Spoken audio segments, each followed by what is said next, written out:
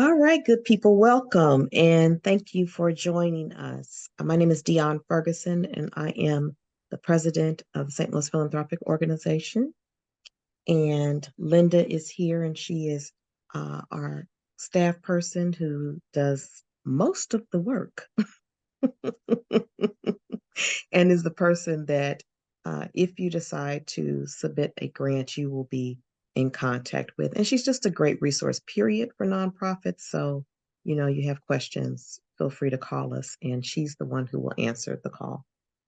I want to also say thank you to Mosaic Beginnings and Monique at Mosaic Beginnings and her team for all of her efforts and her work in helping to put this forward for our community. So, this workshop, Leveling Up, Grant Writing Designed to Take Your Organization to the Next Level, we're happy to present this in in alliance along with Mosaic Beginnings. We have a new grant application, online application. So this is new for us. And so we know this will be new for you as well. Though some of you may have used this same format or platform with other grant applications. But for some of us, it will be new. So we thank you for rolling with us as we evolve. All right. Thank you, Deanne. I'll go ahead and click through the slides. So I forgot to go over house rules. Just make sure you have your cameras on if possible. We want to make sure it's interactive. There is the raise your hand feature. You can use the chat box. You can also feel free to unmute if you have a question. This is not formal. It's very much an engaging workshop. But if you are not speaking, we just ask that you remain muted so that we can hear everybody and that, there's no one that kind of misses any information. And so this is the agenda. Dion did the initial welcome, and then I'm going to turn it back over so that she can go through some other important info. All right. So St. Louis Philanthropic Organization began in 1984 as a result of a lawsuit against the one of the cable companies here in St. Louis, and the city, St. Louis City, was awarded more than $9 million. And so they decided to create a fund and an organization, the St. Louis Philanthropic, so that those funds from that lawsuit could then be used to fund St. Louis City fund organizations that support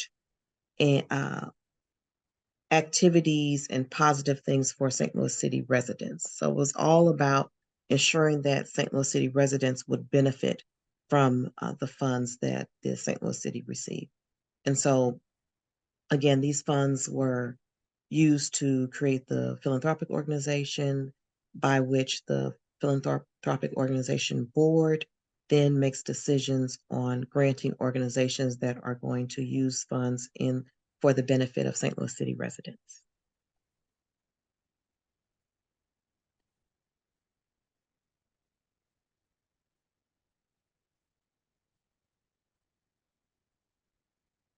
So you can read our mission. We provide funding and capacity building to nonprofit organizations whose programs and services advance the quality of life for St. Louis City residents.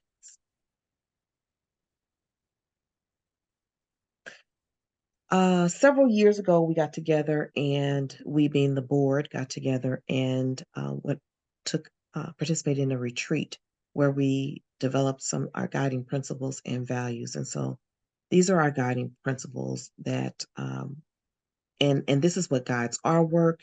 And as we are looking at organizations who are seeking funding from us, this is also what we're looking for you to represent as well, so that we're impact focused. We're also oriented to community, that we show a commitment to our work and to the people of the city of St. Louis.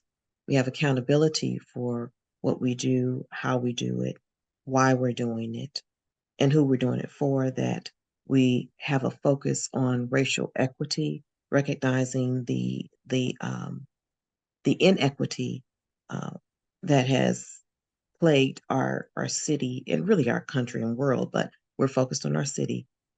And there's data behind it, so we know that this is a fact. And so it's important that we focus on racial equity here in St. Louis.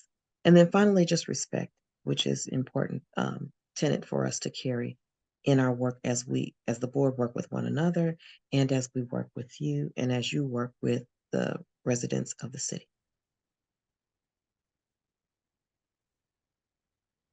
So for the 2024 responsive grants, uh, an agency or organization is allowed to apply for a grant up to $10,000.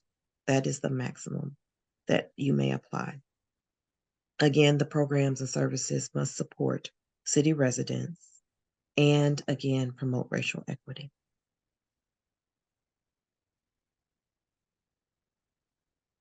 So there are a number of things that the proposal needs to include. They are here. I'll read through them really quickly. There's a cover page with your information, the organization's information, the statement of need, the objectives of the program that you are requesting funding for, how you will implement that program, how you will evaluate the program, what procedures you will put in place to limit the grant funds that you possibly will receive that will only serve St. Louis City residents, so how you will limit that to St. Louis City residents, your internal and external diversity, equity, and inclusion efforts, the demographics of your staff, board, and our volunteers, the budget, the annual budget for your organization, as well as the budget for the program that you are putting forward and seeking funding for. The organization's board of directors, a list of them, and then original signature of the authorized officer, whether that's a program director, your executive director, CEO. Whether or not you participated in this in a workshop through the St. Louis Philanthropic Organization, of course, that's not required in order to submit a grant or to receive one, but we just want to know how your organization learned about the grant opportunity. And then there's several attachments: your 501c3 determination letter, certificate of incorporation, certificate of good standing, which you received from the state of Missouri, and then an endorsement statement by the board, which states funds will not be used to support terrorism.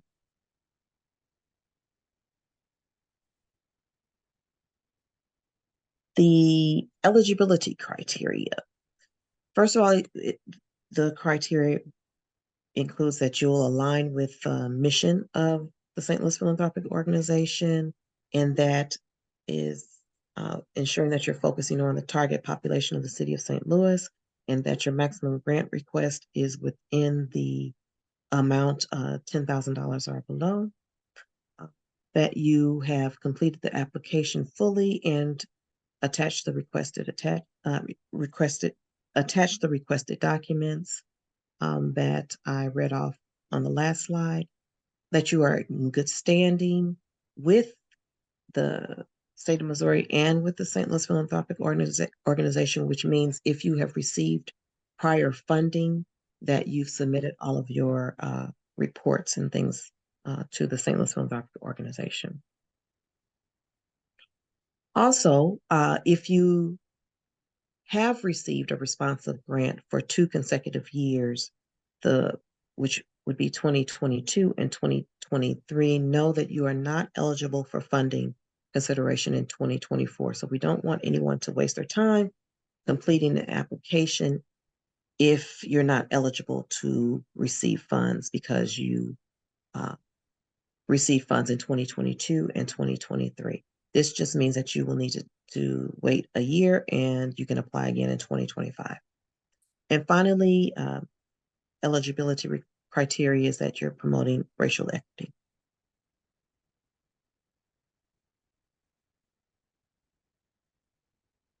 So the application process for 2024. The application is due by February 2nd, 2024 by 6 p.m. and it will be submitted through the Grants Lifecycle Management platform, which you'll be introduced to.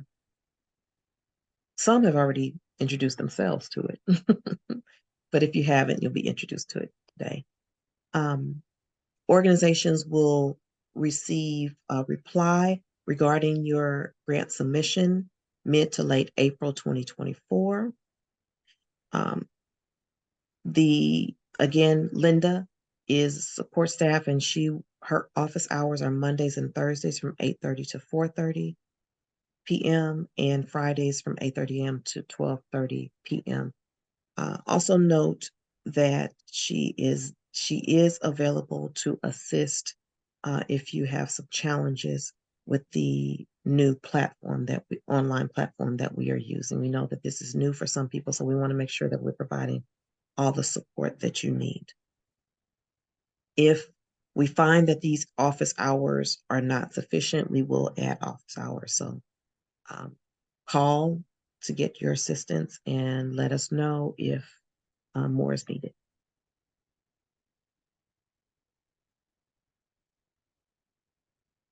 All right, and so there you have our address and you have the phone number. Make sure you get the phone number down and the email so that you can contact us with any of your questions.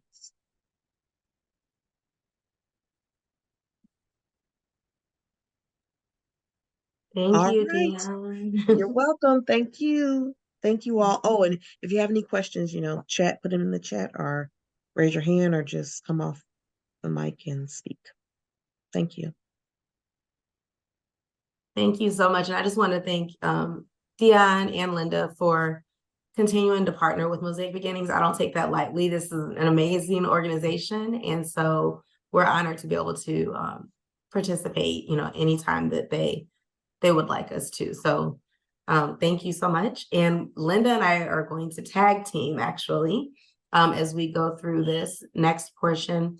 I would like to start with us looking at the grant management platform that we've been discussing, because that's going to be really important. And I want you all to be a little patient with me. I have to go through a few different documents. So I have one account that I've already created so that I can show you all what it looks like to have your information actually entered and how you can navigate that. But then I also am going to walk through creating an account. And additionally, I have the actual document with the questions where the answers have been recorded. So we'll just kind of navigate through that together. And so this is just a screenshot just to kind of let you guys know that this is what you will see when you when you go to the Grant Lifecycle Manager web page. And I'm going to stop sharing just so that I can share this other website with you. Okay. So first, I'm going to walk you through actually setting up an account, and then we'll look at the finished product, and then we'll also go through the questions. And like I said, Linda and I are going to tag team because she's got some important information to share that I am not as knowledgeable about. So, okay. So I'm going to... I forgot to pull up that email. Now, you guys do not say anything. I have a whole bunch of unread emails, and you all are going to see that when I have to go get my confirmation email. So I'm just letting you know now. I'm sorry. So we got to create a new account. So we're going to go here, create a new account. And then it lets you know that there are several different steps that you have to go through before you can apply. So there's information you have to set up about your organization, your name, as well as, I'm just going to just kind of abbreviate and put some random info in here. But you have to complete that before you can even begin to do your application at all. So I think that's enough numbers. Let's see. So then we're going to say date established is today. Well, we'll see if that works out. But yes, we don't have to have a website. If you want to include it, you can. And then we're going to... Okay, it just autofills. So then we are going to go through here. As you notice, like it will not accept the word Missouri. It has to have MO. So it does guide you if there's anything that is incorrect. You don't have to worry about making any mistakes. So we're going to click next. Now that we have that information in there. Oh, that's, so yeah, they're very particular about the format. But again, this will make sure that you don't have any errors when you submit. So you don't have to be worried if it is your first time, which there were just a few people whose first time it was using an online platform, but hopefully this gives you some peace. So you can copy your information. As you see, it copied the address that I put in there on the other page. And so that keeps you from having to re-enter unless the information is different, then you'd have to put that. I'm just going to enter Ms. Mo. I will do that. Okay, I think. Actually, and so you want to make sure here, since I'm doing a test, I'm going to use my personal email, but you want to make sure here that you do use the correct email address, because this is where it's going to send you your confirmation email once you register. And this is also where you will be receiving information from the St. Louis Philanthropic Organization regarding your application. So you just want to make sure that that is accurate so that you don't run into any errors. So then again, it auto did that. Okay, so we should be good. And we can go to next. Oh, title or position. All right. Next. So this for me would be yes, but let's see what it says when you say no. If you say no, it's going to ask you for their information and you'll have to enter that. So it'll be different information if you are the program manager, for instance, the director of development, your information is in there. You may be the contact person. However, you'll still need to add the executive director's information. So I'm going to, I think, go back and say, let's see. Well, let me. So I need to go back so that sorry, it's hiding it on Zoom. Okay, so I want to go back and make sure that I'm able to say that I am the executive director or CEO. So you just basically click previous and it allowed me to get out of there. So for ease of us moving forward, I don't want to take up time having to enter all of that. You can create your own password.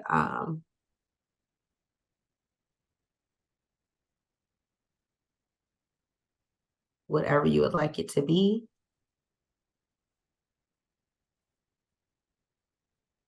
And then you create your, oh,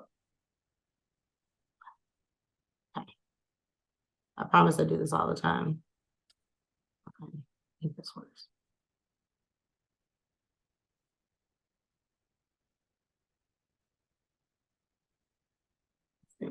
All right, there we go. I'm official. So now you'll be able to say you received the email. So I don't need to actually go in there. So I don't have to be embarrassed by you guys seeing all my emails. But you can click it and see that you've received it. You do want to make sure though that when you actually are creating your account, you go to your email before clicking this, because you do want to make sure that it has shown up in your account. It should show up within a few seconds, but give it maybe a couple minutes, refresh the page just to make sure you see that, because if you don't, then you will want to click I have not received the email. And that will, help you to navigate the system and communicate with like the administrator so that they can figure out what went wrong. And maybe that there's an extra period in .com and maybe just a misspelling, but we want to make sure we get that correct so you can move forward. So you don't want to just continue without checking in case there is an issue, because that can keep you from completing the application, submitting the application, and then obviously receiving information moving forward. So I'm going to say I've received the email. I'm going to continue. And then you're going to click right here. It says apply. So right now it shows you that you can only apply between December 1st of this year and February 2nd. It's by 6 p.m., but February 2nd. So they're being clear in every step of this so that you know when you can apply. You don't click on here on the 1st and think you still have till the 3rd of February. You have till the 2nd. So we're going to go ahead and say we want to apply. And again, it gives you information here about it. It tells you that this is only for St. Louis City residents. It gives you the, background information. So throughout this, you'll see a common theme that things are repeated because of the fact that they wanted to be intentional about you all not missing any information, because they really do want you to be able to successfully submit your application for consideration. If information is not accurate, you won't be able to have your application reviewed. And So then one thing again to keep in mind is before you hit apply, if you want, you can also hit preview and read the questions as well before you even go into the application. If you just want to kind of peep at the questions and you're not going to really be doing anything at that moment, you can still look at the questions ahead of time. Thank you. So yes, I went back as Linda instructed, and we can, you go through and you're able to see everything here. That, so you can review it and see, is there something that maybe I don't know, and before I get into this, I need to connect with some of my team members and gather that information. You'll see that here. They have also included at the top a question list. So this is a PDF of all of the information that's here. So you can also click that and it'll be something you can download and review. You can print it, you can share it with your team via email, however you would like to proceed. So I feel like, as I was looking through, they've covered every base that I could even think of. Okay, so now we're going to go to apply. And I'm just going to show you all the fields, but I'm actually going to then show you the one that I really did create. And so here it just tells you again, I just want to show you guys so you can look at this. And I know Linda's receiving calls, but I think this will help limit some of those if you guys know where the information is. So it says by 6 p.m. on the 2nd of February, it's due. These are all the terms you must agree to. Again, eligibility, a lot of the information that Dion went over at the very beginning, it's all right here again. So you review it again, make sure that you are in compliance, and then go from there. This is all the basic stuff: program name, your mission statement and your purpose, the amount you're requesting, your total budget, the grant period, start date. And so as you see here, it says it has to be after January 1st, and it can't go more than 12 months. However, they do give you through June 30th of 2025. So if you decided you wanted to start in June of 2024, you can go through June of 2025. You don't have to necessarily start right when you're notified in April. And then you, of course, put the number of people that you're going to serve, choose from one of these areas, and it's the primary neighborhood. So it doesn't mean that you're not serving any of the other communities, but what is the primary community that you're serving? Would it be, Linda, like where you're housed or where the majority of your residents that participate come from? Is that accurate? Yes. Okay, thank you. And then you're going to enter the zip code. So that's the thing, while you're clicking up here, your primary area, you still get to include all of the zip codes you serve. So if they come from multiple other areas that are listed there, that will still be captured here. You also get to share, you're going to have to share who you're serving, but you can check more than one. So if you're serving teens and seniors, you can click both of those. You must share whether this is a new program that's just starting, whether you're trying to maintain or sustain a program that you already have in place, or if you're trying to expand the program. If you want to reach more people and provide additional service and support, then make sure that you click that one. So you can only choose one. So make sure you are clear on whether you're sustaining what you're already doing or you're expanding the program, because when you answer the questions, it needs to respond to this. So if I want to expand my program, which is what I chose to do for the sample, but I've said I want to maintain the current one, my responses to the questions are not going to match up to the category that I selected. Also be clear on, I know you may provide a lot of different services, but be clear on which one you are applying for this funding opportunity. They have, multiple categories here. So for instance, the program I have serves teens that are getting education support, as well as some other training for jobs and different wraparound services. However, the focus for this funding is mental health. And so that's the one that I clicked. So I'm just scrolling through so you guys can see this, but I'm going to go ahead in the interest of time and show you all the responses, because some people did share that they had concerns about responding as it pertains to how the organization would want you to respond to the questions. So I think that it'll be most useful to go through that. I do want to point out here, though, that under the budget, because we're going to go through the program pieces, under the budget, they do have this link right here where you can click that. It's a very simple, well thought out Excel spreadsheet, very easy to use. It's a Google form, so it's web-based. However, you can download it and use it as a regular spreadsheet. So just make sure you're reading this information. It's all included right there. And so just wanted you all to capture that. And we'll go through now the one that actually has information in it. Not to be tedious or anything like that, but I do want to go through some of the responses. They're not perfect. They're just meant to be examples. But this will hopefully support people who are concerned about how they should respond. All right, so we're logging in. And I want to pause real quick, though. Are there any questions thus far in the chat, or does anyone want to unmute before we walk through this piece? So I'm not just talking at you. The one thing I will say, when Monique shared and showed you the information that you put in to create your account, that information is going to show up on everything. So not only will it show up on your application, it'll show up at the top when you do your reports. So you don't have to worry about retyping that information over and over again. Every time you do something, once you type it in, it's there.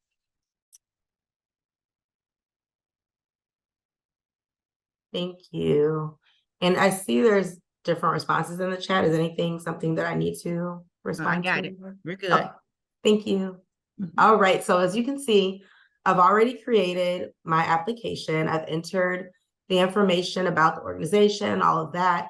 I even completed different fields. So what it says right now is that I can edit it. So anytime you have additional information that you would like to add to the application or remove from it, you're able to click edit application, and all of your information that you previously entered will be there. So as you can see, here's my information from my organization.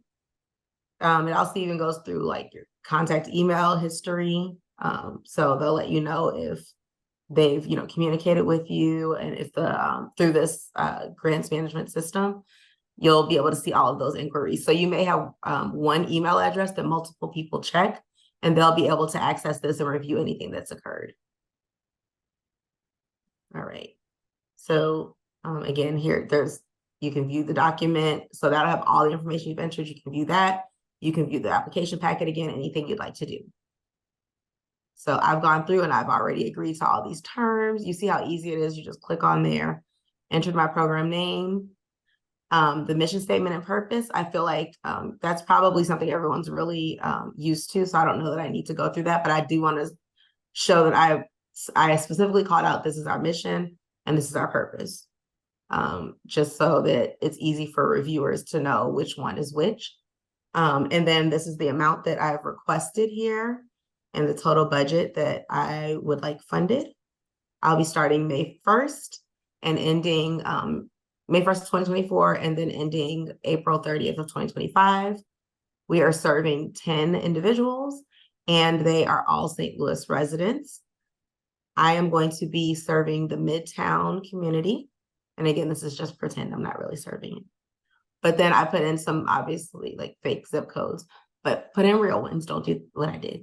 But you can put information here, all the zip codes that you want. And you notice that this is a character-based platform, which means that they're looking at the number of letters, the number of, periods, commas, things like that.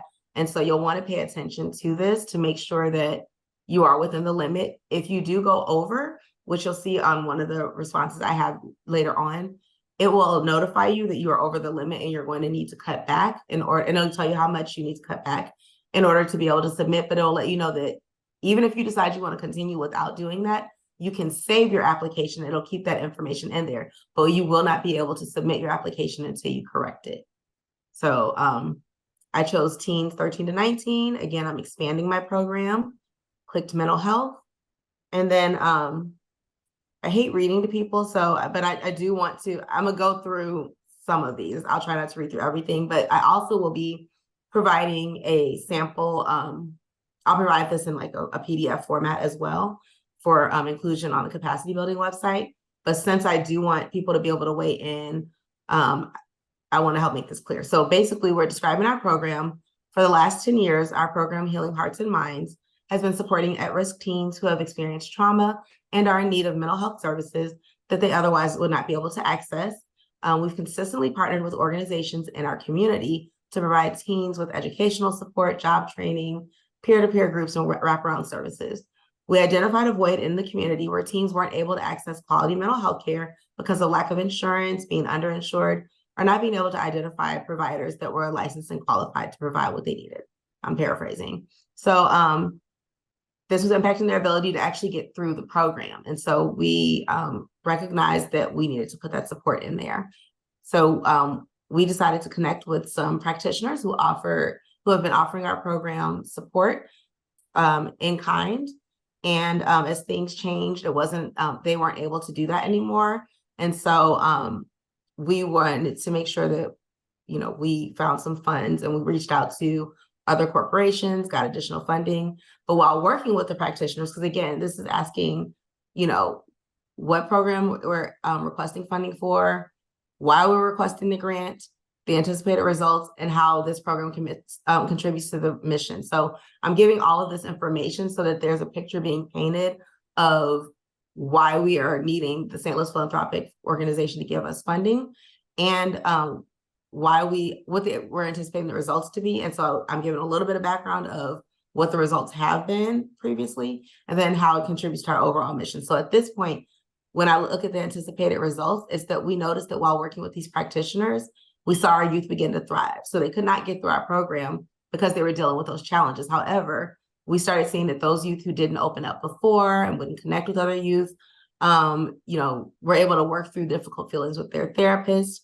It led to less outbursts and behaviors where they were feeling they weren't heard. And then they were able to start regularly attending and benefiting from our programming, which increased their health outcomes, their academics, their ability to secure jobs, increased graduation rates, all of that.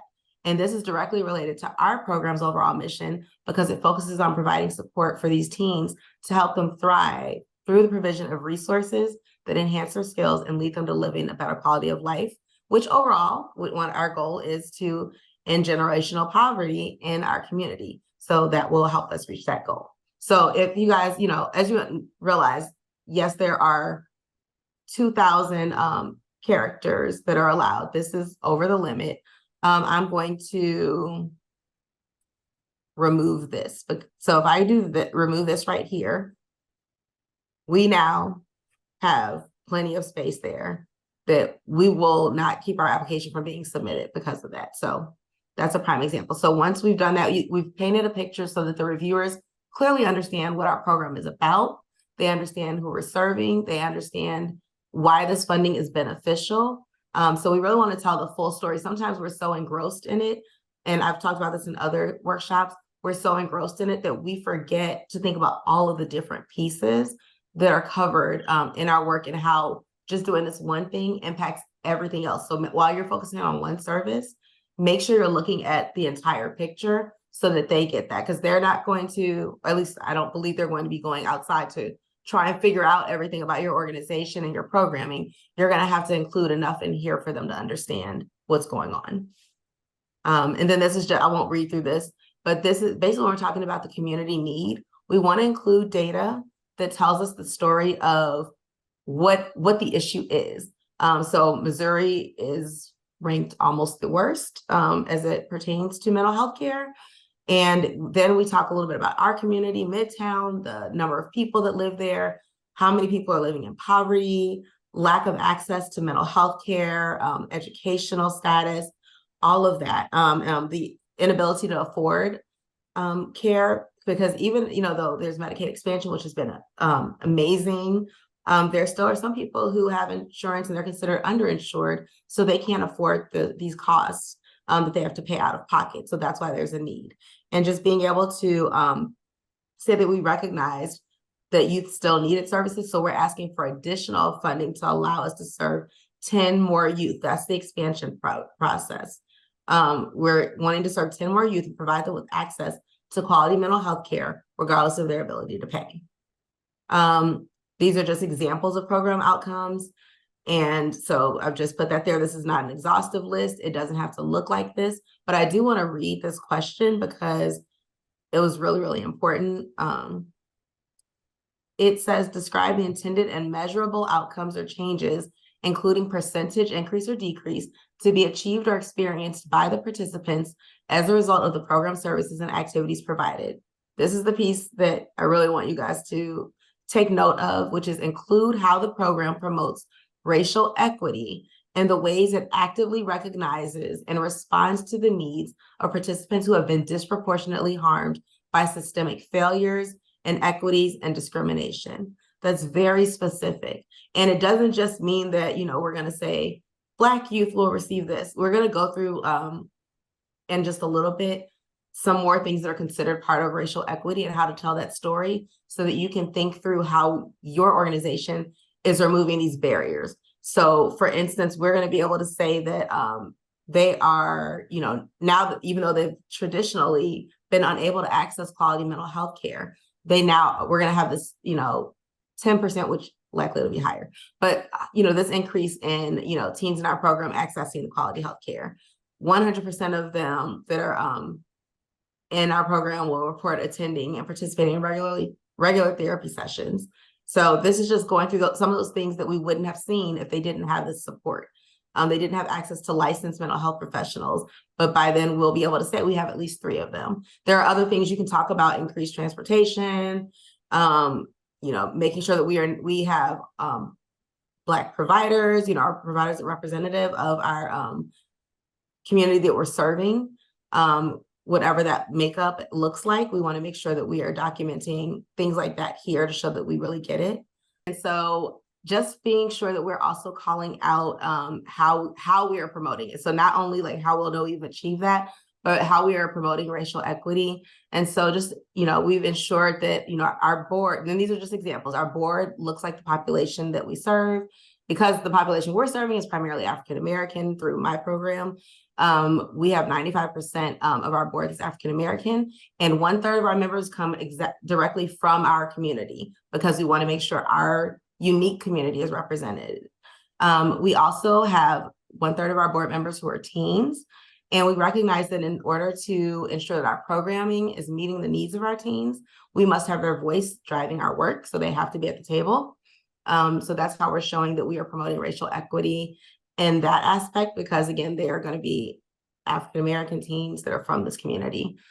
We also have brought in practitioners and other leaders that are representative of our community. And doesn't mean everyone's from our community, but when we're saying equity, we want to make sure that people have access to what they need. So these leaders can be from different nonprofits. They can be providers, educators, legal professionals, people that are going to provide insight to us on ways that we can remove barriers that are impacting the youth and the families that we're serving. And so we've been intentional when we're looking at what has consistently kept our teens from being able to access what they need. We're bringing people in to help us keep from moving along that same process. We also have them helping us make sure that our policies represent our community, because there's a specific lens that our community, which includes the people we're serving as well as our staff, are viewing things through because of their lived experience. And we need to capture that and make sure that our policies are considering things like if the hours that we're talking about people working, does that, or attending our program even, does that work for our community when we think about other things like transportation and,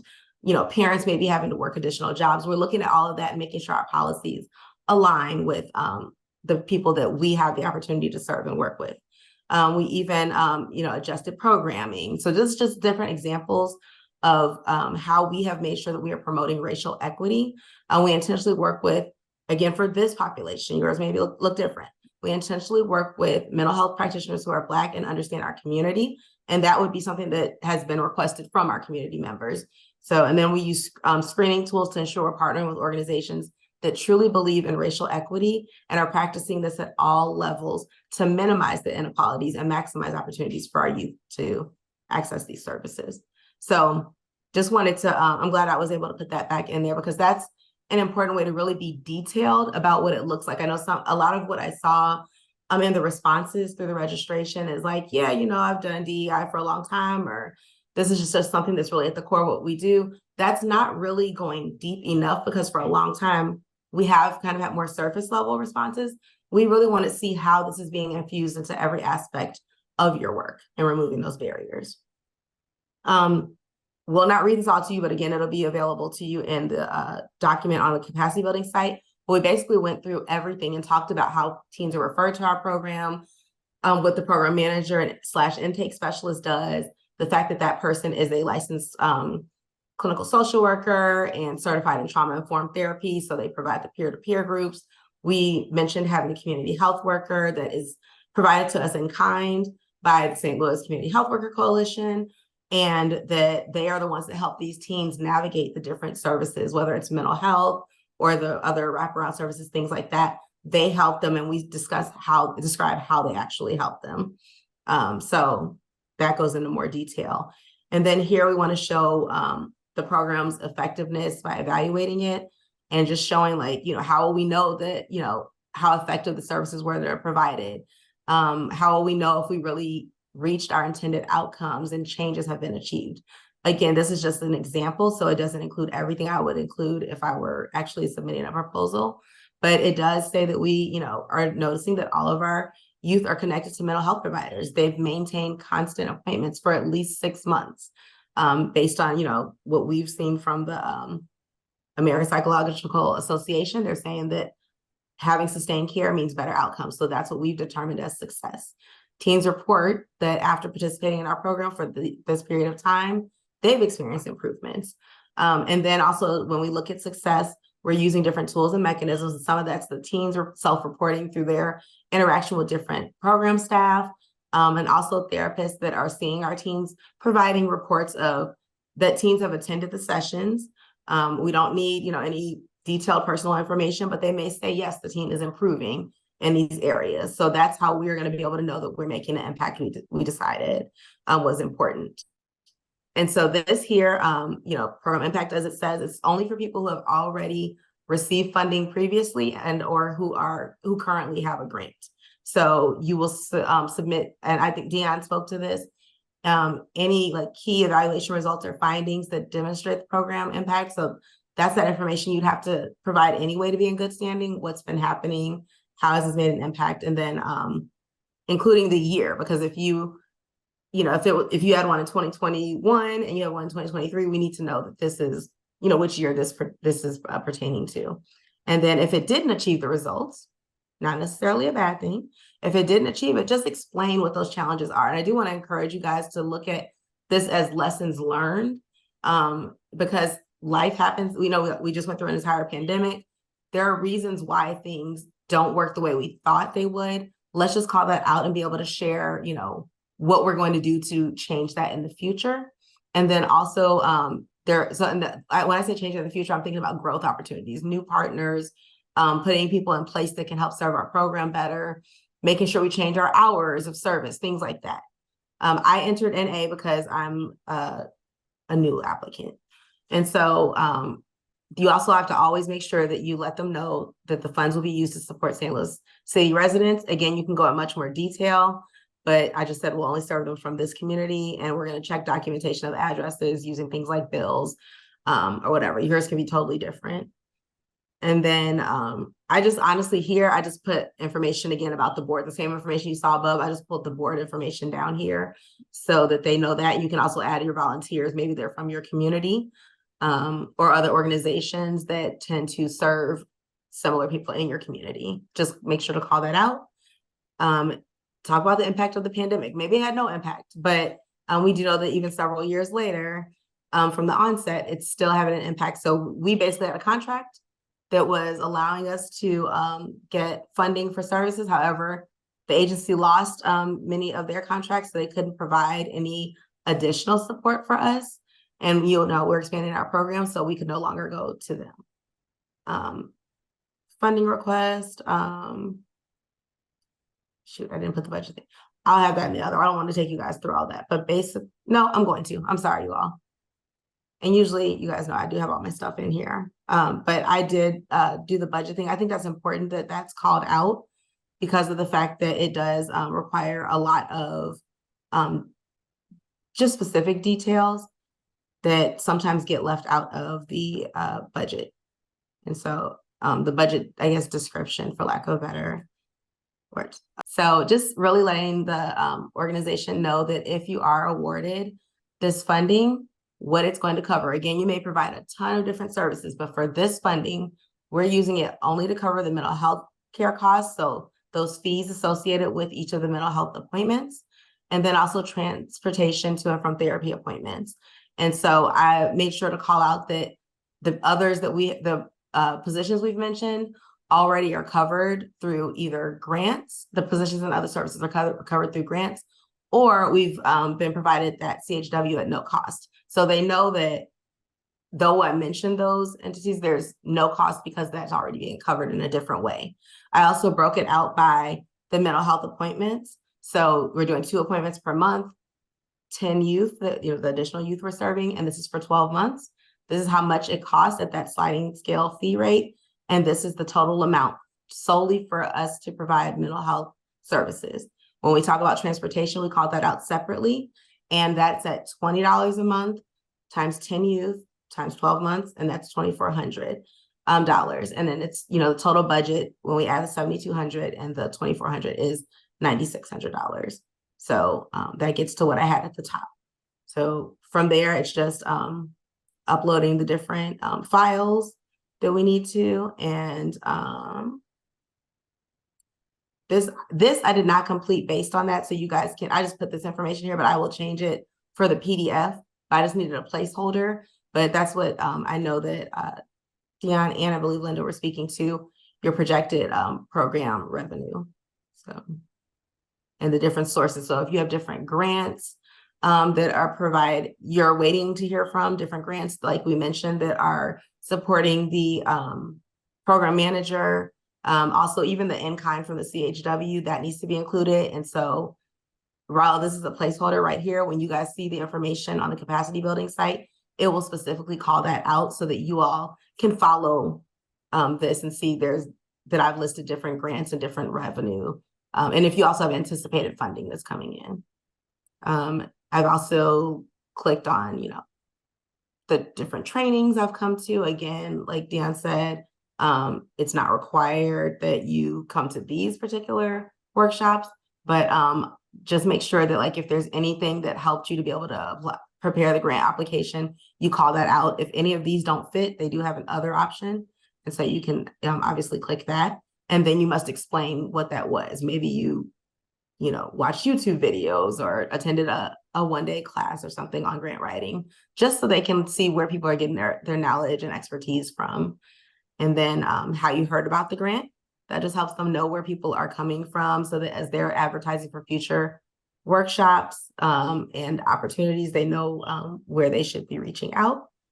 And then again, like it says here, if you've selected more than one response, which one was the most beneficial? Some people may say, I saw it in St. Louis American and on social media, but for me, social media is better because I'm on there more often than, I actually pick up a St. Louis American or look at it online. So you can talk about how easy the system is to use, and they call out, this is not going to affect your funding. No one's looking at that. They just want to know so that if there are any challenges, they're able to improve them. If it's working well for everyone, they know that, it's a flawless system. So that's great. And then you'll see I've uploaded all of these different pretend files. And so the last one that I didn't upload because it won't let you submit without would be the budget. So again, they have that document that's a Google form. It's a Excel spreadsheet. You can download it and you can attach it there. So at this point, we are through the actual application. You enter your name physically, put the date in that you're submitting, your address, and then we're able to submit. But before I submit, are there any questions or anything else you all would want me to do? I do want to go back to the beginning just to highlight a couple of changes this year. Okay. If you just go back to the beginning. All righty. But the grant agreement terms and conditions. Yes, ma'am. Okay, so most of you that, or all of you who have received applications from any funder may have gotten a grant agreement once you have been selected as a recipient. And it sort of outlines the details. You get the same thing from the Philanthropic when you have applied to the Philanthropic. In prior years, you would have gotten like a 2-page letter that says these are the grant terms and agreements that you must agree to. And then there was a 1-page acceptance letter that you would sign and return in order to get your check. What we've done now is we put all those terms and agreement conditions into the actual application. So you can read those ahead of time and understand if you are awarded a grant, what does that mean and what is expected of you as a recipient of those funds.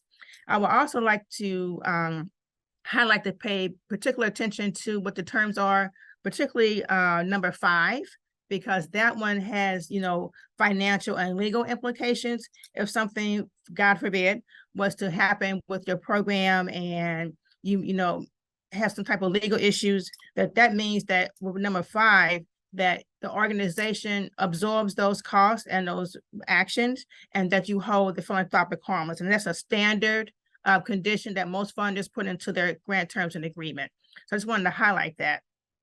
So what's going to be different this year is once you agree to these terms, you no longer have to submit the acceptance letter. You will get an email once the board makes its recommendations in April. And if you are selected for a grant, you would get an email that says, congratulations, you've been selected for a grant. And because you have already agreed to these terms in the application, we would then automatically put your name to the bank and cut a check to you. So we have completely eliminated that step of the process, which makes it easier for us and for you because you don't have to wait around for to get the check, or well, we don't have to wait to get the acceptance letter back from you in order to cut the check. And so we kind of got rid of all of those particular steps. Now, if you are not selected to receive a grant, you will still get an email regarding your application. So everyone still gets an email. It's just that some agencies will get one that says congratulations, and others, for a variety of reasons, will get an email that says that the philanthropic was not able to provide you a grant at this time. So that's going to be different. If you just go down to the next section, please. Dion touched upon the submission date and eligibility.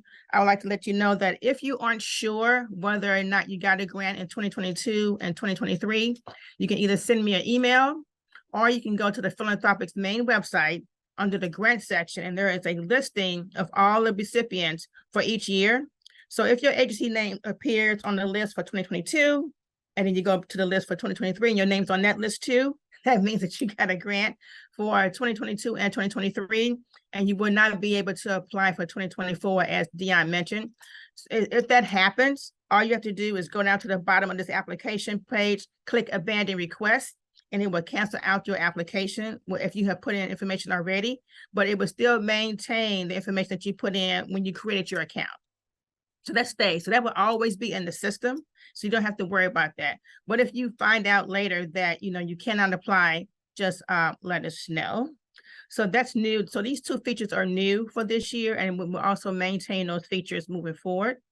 So now I think you've already touched upon the new section for the current grantee. So if you go down to the very bottom where you left off, right before you submit. Okay, so here we have asked agencies to verify your mailing address and who you want the checks and correspondence sent to. There have been times in the past where an organization have been awarded a grant, and we have sent the check to the address that's on the application, but an agency might not have gotten it because they wanted it to go to a different address. And so what we wanted to make sure here is that wherever you want the grant check to be sent, and any other correspondence, to please verify that here in this section. And that is the section that we're going to use. So it could be your PO box, it could be the program site. I know some agencies have multiple sites, but wherever you want the grant check to go to is what should be included in this particular section here.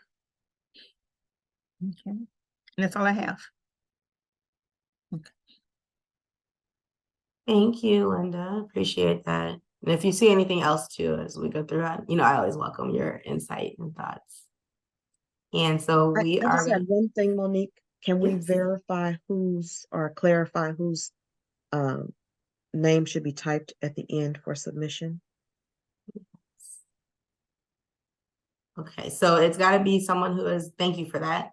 When you type it, you must be someone that is authorized as an agency representative. So even if you are the grant writer or the program manager, you may not be authorized to actually represent your agency. So your name should not be there.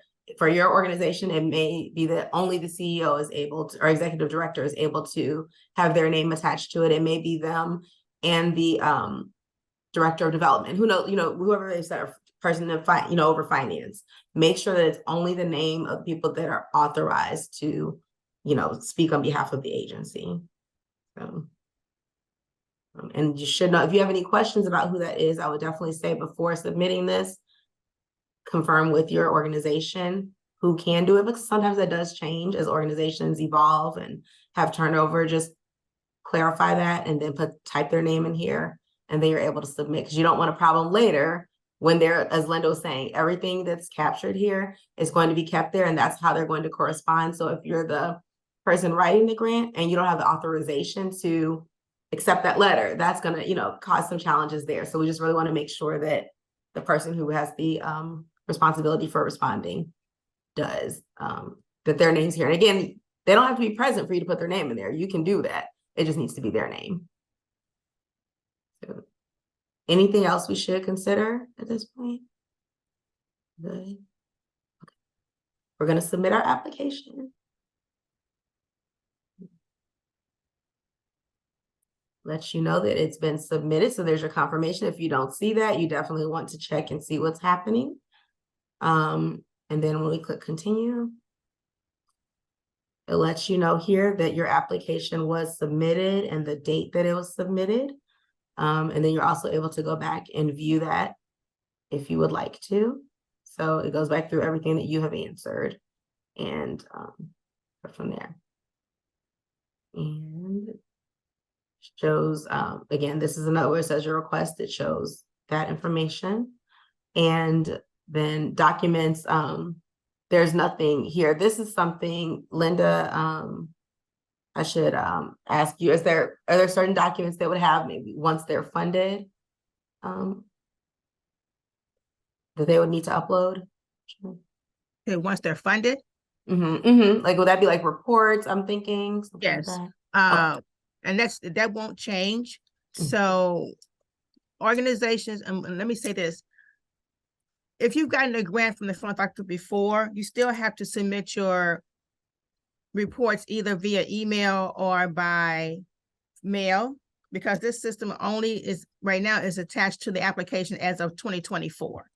So that's that. But moving forward, for agencies that are selected to become grantees of the Philanthropic in 2024, all of your reporting will be submitted via this system. You would get an email that gives you instructions on how to access the reports. And there's also, it's called your dashboard. And so the reports have already been downloaded into the system. You'll be able to access those. There's information from your application that will automatically import into those forms, so you don't have to worry about redoing a lot of that. A lot of the common information will be there. And you will also get notifications of when your reports are due. So for example, when your final report is due 2 weeks prior to your due date, you will automatically get a reminder that says your final report is due in 2 weeks. And if it's late, you will also get a reminder from that. But from this point forward, beginning with all 2024 grants, everything will be done and managed through the grants lifecycle management platform. Thank you. That sounds wonderful. I do see a question about signature of board member and executive director. So with that, you can do that through there's a attachment from the board that says the agency or the board agrees that you all have approved the proposal for submission and that none of those dollars will be used for terrorist purposes. You can include your board signature on that particular area. And then, as was mentioned before, at the very end of the document, we're using an electronic signature. So when you saw right before Monique submitted it right before the verification section. It says, you know, put in your name here and it serves as your signature. So you don't have to worry about doing an actual written signature right now because our system is not attached to DocuSign, and we're looking at that, you know, moving forward. But for right now, you can just type in the person's name, make sure you get their approval to do so, doing that. And that can also, that will serve as the signature. That's really helpful. Thank you. Okay, I think with that, we're done with this portion of walking through. I see Oh, one yes, question here. So if you go to the website, you ought to be, if you click, when you go in the application, if you click where it says budget, you ought to be able to fill that document in because we've tested it and it is fillable. And it also will calculate when you put in your numbers, it will add and subtract those numbers as well. The budget form is also on the Philanthropic's website, both the main website as well as the capacity building website. But if you are still having problems with that, let me know because it is a Google sheet. And so let me know, and then we'll make sure that we get it to you in a format that you're able to use. And then you can just download it, upload it into the application. And then with Andronique, mid-year report. No, you will continue to submit your mid-year reports via email or you can mail it. This system will only take mid-year reports and final reports that are related to your 2024 grant moving because it's a new process and a new management platform. So it will not take anything prior to 2024. And I think those are all the questions I see here. And Dan, do you have anything before we move forward? No? Okay. Thank you both. And please jump in with anything. I'm just going back to the presentation. Thank you guys for the feedback there as well. I wanted to be intentional about making sure that the responses to this particular application matched what was being requested. I really love the depth that the St. Louis Philanthropic has gone through, just to make sure things are really, really clear. And so hopefully that'll be helpful. This portion is just, it's focused on, though we had the specific responses for this application, it's focusing more broadly on the grant writing piece, but not from necessarily a grant writing 101 standpoint.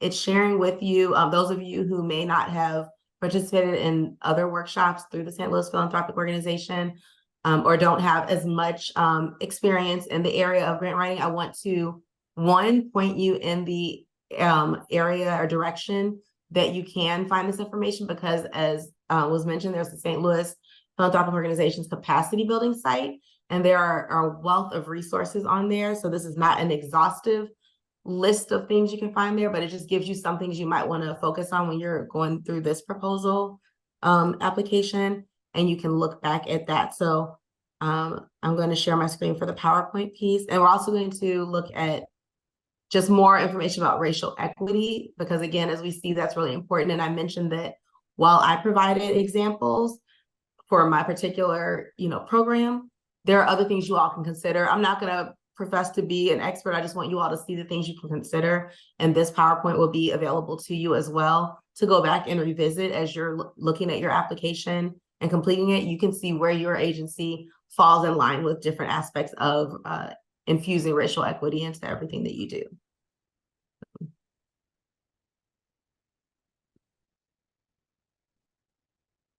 Okay, so this is information I had from the survey response. And when I'm saying survey, I'm speaking to when you all registered, there were some questions that you all completed. And so some of it was navigating varying portals, character limits, which that's why I made sure to use that example for character limits. I do want to call out, even though I was able to just delete that line at this point, there's also other different tips and tricks, which are things like, instead of and, use the, and sign, or use semicolons. If you can type a number instead of spelling it, then that's important. Using bullet points sometimes can help. It just depends. So just play around with things like that as it pertains to character limits, and keep the essence of the information that you are trying to, relate to the funder.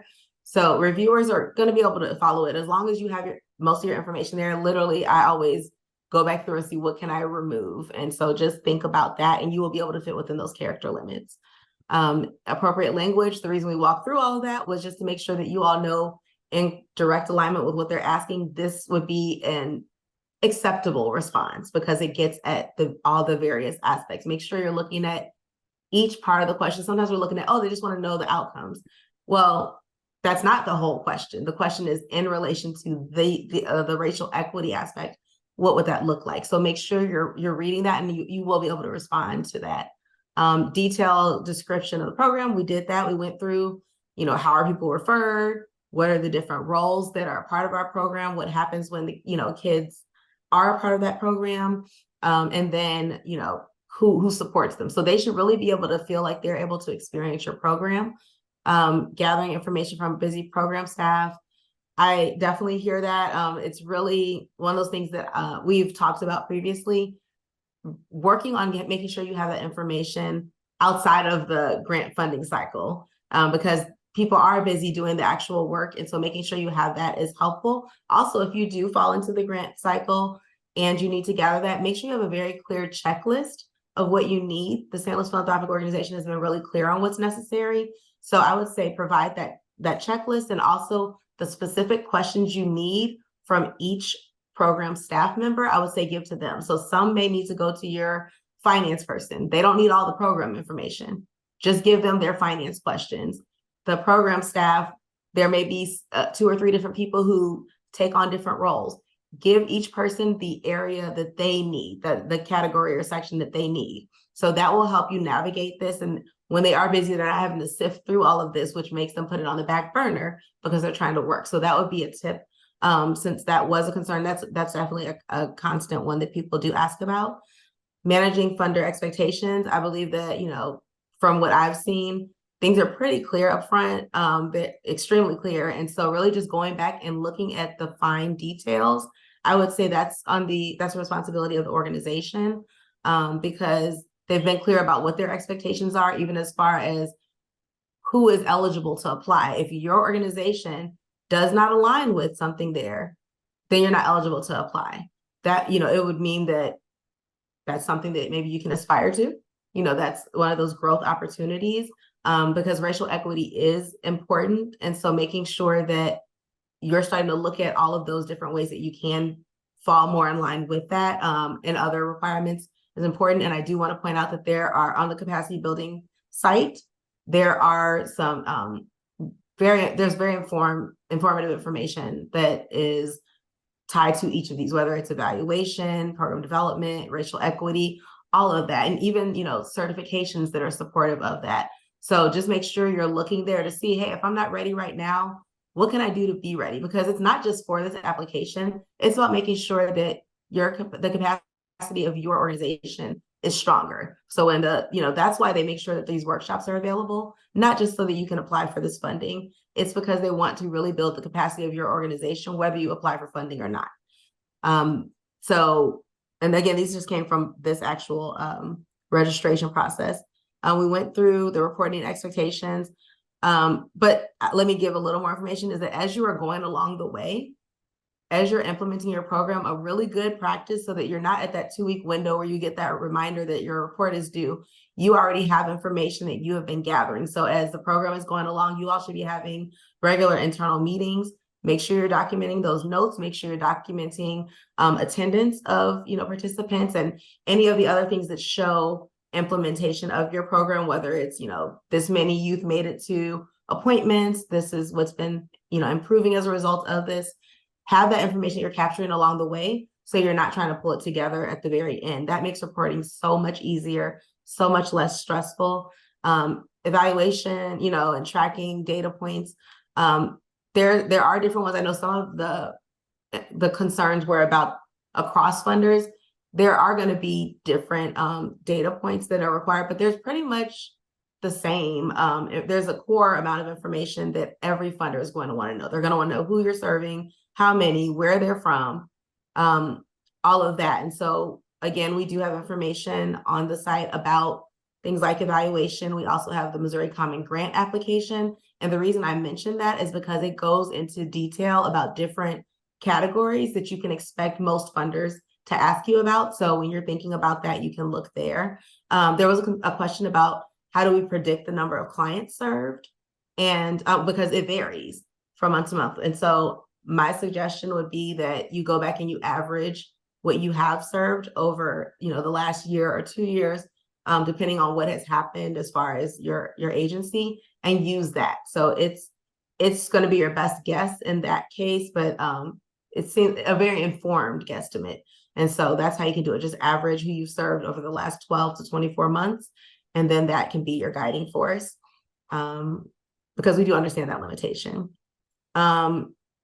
I know someone was just, concerned about instructions not being clear. So we walked through and showed that you don't really have to worry about that with this particular application. But if you do run into that with other funders, just reach out to them and ask questions.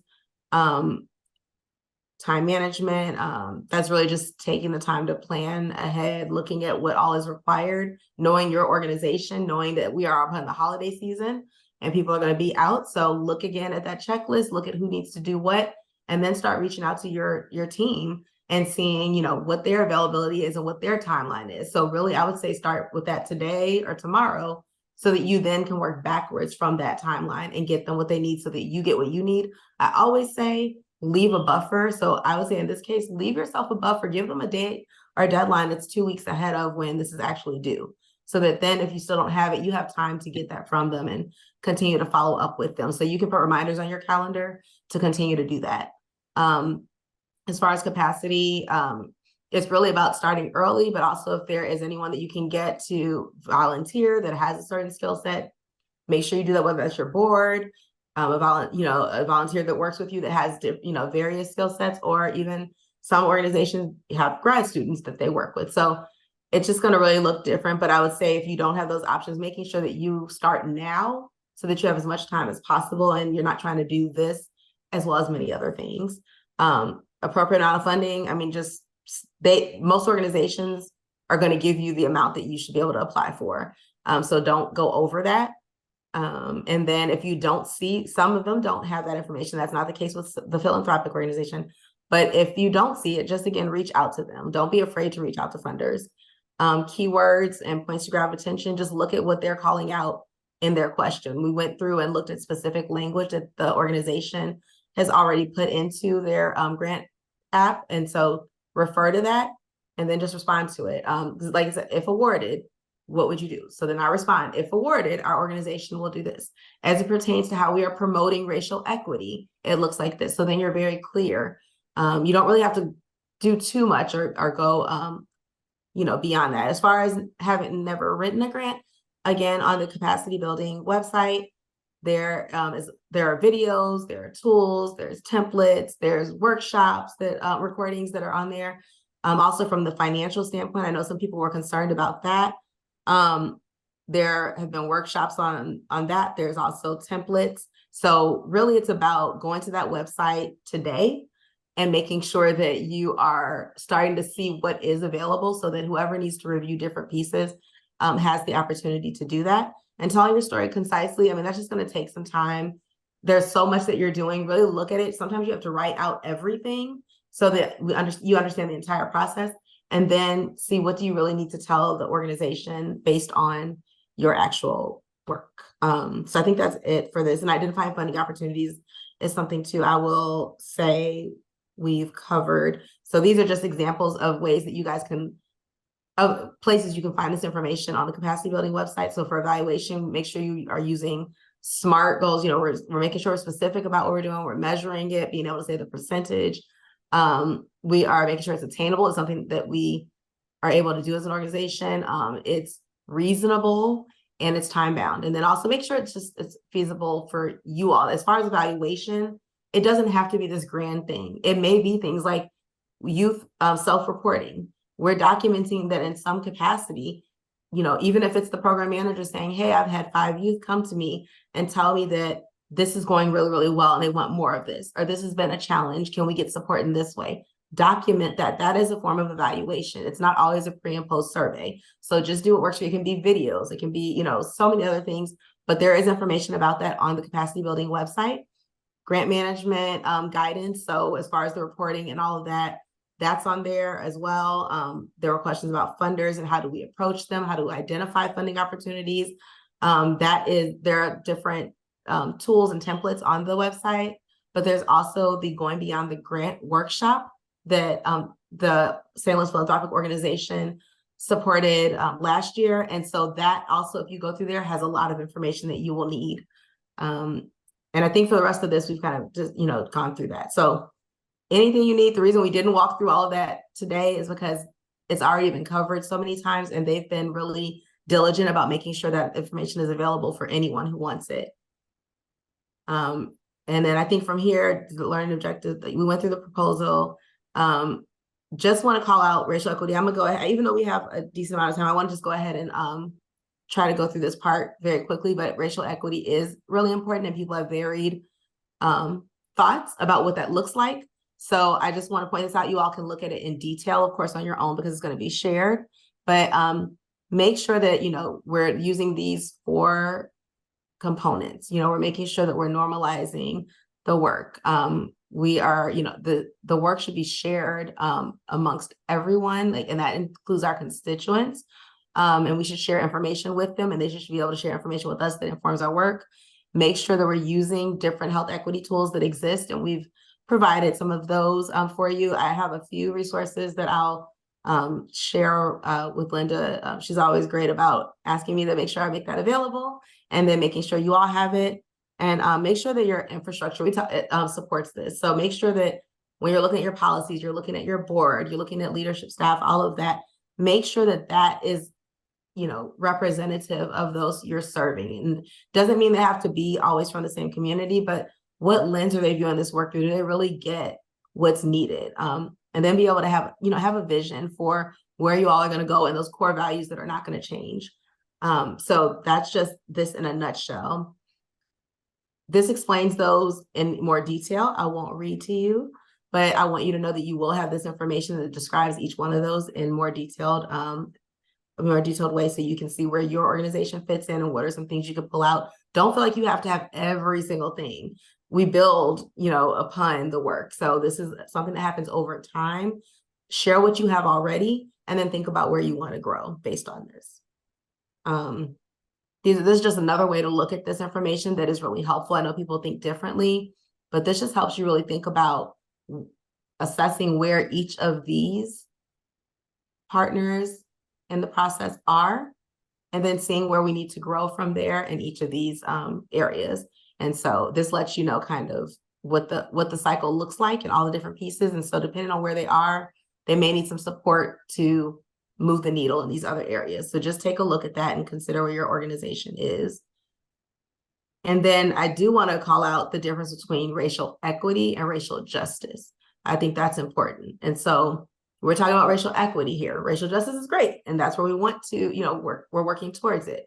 But racial justice is a vision and transformation of society to eliminate racial hierarchies and advance collective liberation, where Black, Indigenous, Latinx, Asian Americans, Native Hawaiians, and Pacific Islanders in particular have the dignity, resources, power, and self-determination to fully thrive. So that's really, really, really big. And that's where we're heading. That is our goal for all the work we're doing. To get there, we've got to take steps. And that's what racial equity is. It's a process of eliminating racial disparities and improving outcomes for everyone. It's the intentional and continual practice of changing policies, practices, systems, and structures by prioritizing measurable changes in the lives of people of color. So basically, it's that you have these policies, they're going to be constantly changing because the world is evolving. We're identifying new needs and new ways that we can make sure that we're responsive to the needs of our community. So just being able to continually be intentional about being aware of that and changing the things that you have in place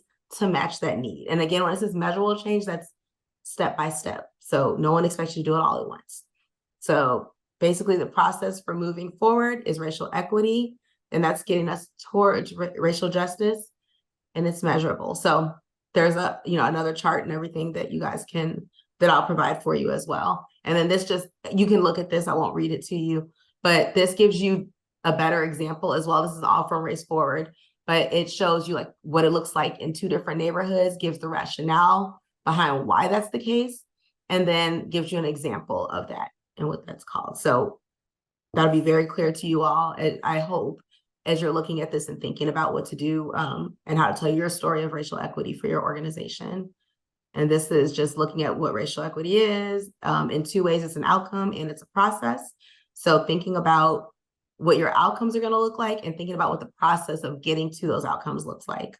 And then again, we've talked about this quite a bit, and this is the diagram that goes along with that I always love to include.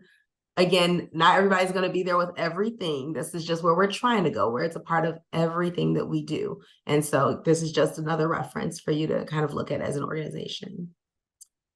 That is the end of this aspect. I don't know if anyone has any questions about that, but I definitely want us to be able to look at what is coming next. And I do have the descriptions on the next page too, Linda. So just let me know how to move.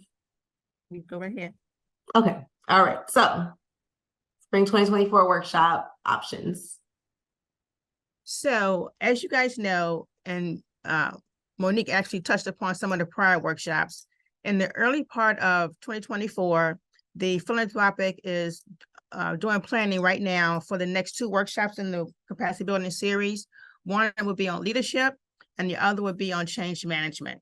So what we wanted to do right now was to kind of give you a sneak peek, but also to kind of gauge your interest in these two particular areas.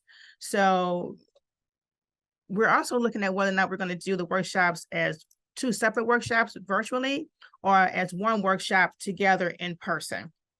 But in the meantime, we're really looking at what you all think about the topic. So with this first leadership workshop, it's around,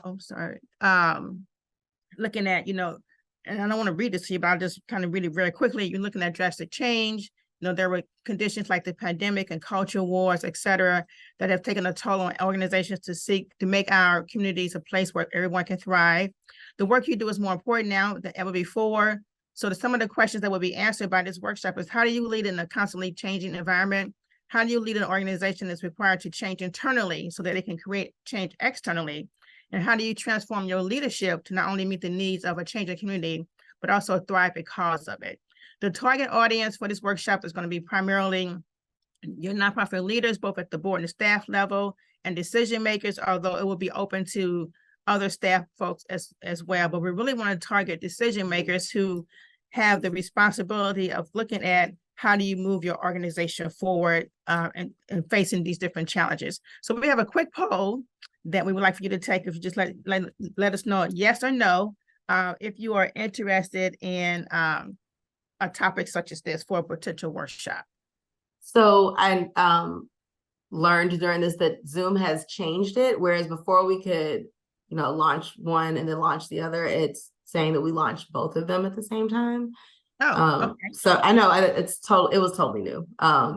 So I will we'll go to the next slide and then okay. Yes.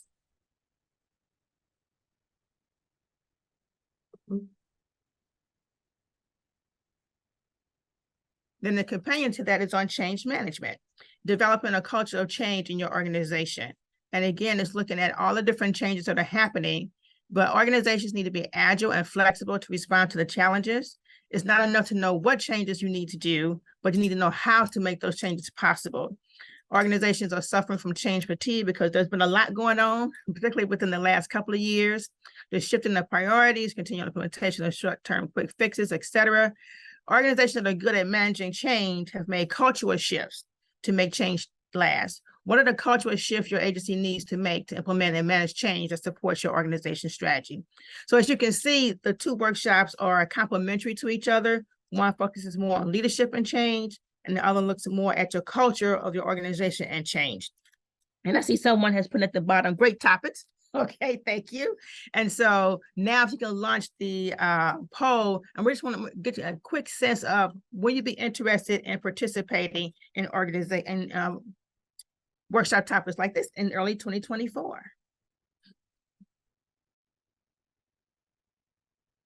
So if you just click yes or no for us very briefly.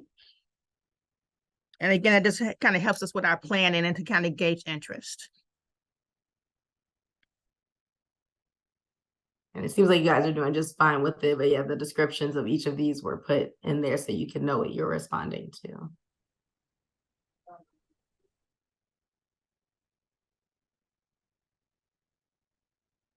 See if there are any other comments here. Okay.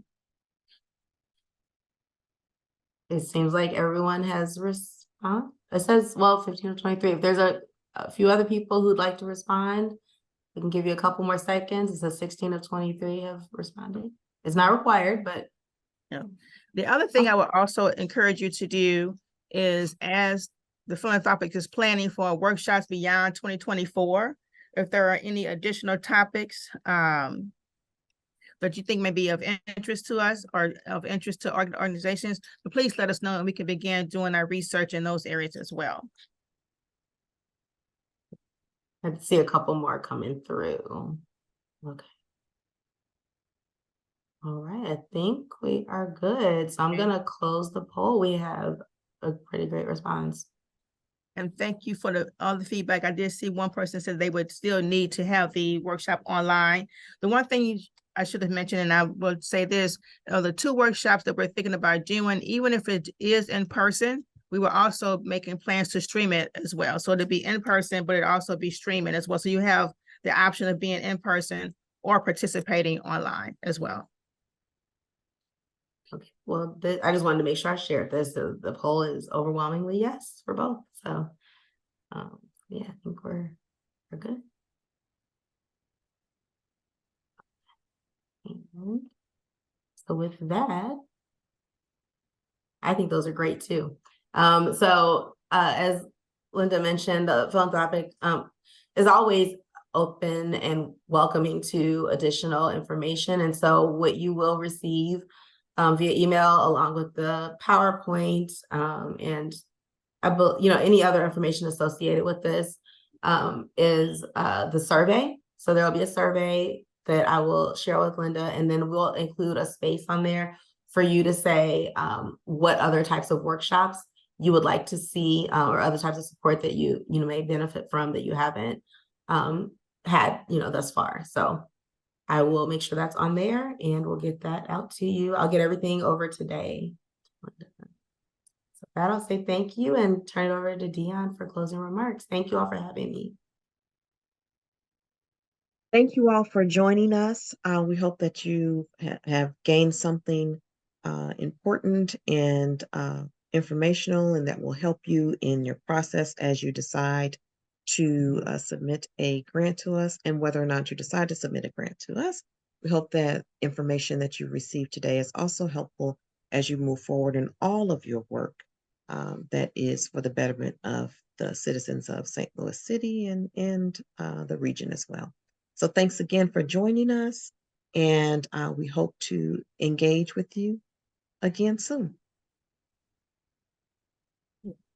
Thanks, everyone. Happy holidays and enjoy. Happy New Year to you. See you in 2024.